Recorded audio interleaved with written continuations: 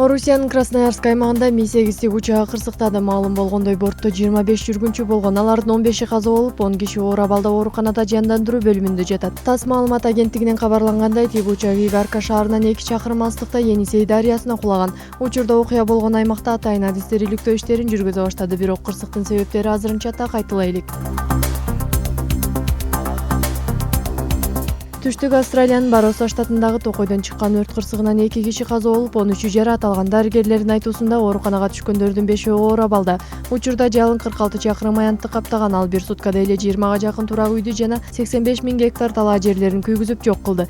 Бийлик өкүлдөрү Бароса аймагына жакын жайгашкан калктуу конуштардын жашоочуларын тез аранын ичинде коопсуз жайга көчүрүүнү буйруду. Шамалдын күчү менен өрт өтө ылдамдык менен жайылууда, аймактагы тургундардын өмүрүнө чоң кооп жаралды деп кошумчалашат. Өрт кырсыгы менен күрөшүүгө 300дөн ашуун өрт өчүрүүчүлөр жана 2 учак тартылган.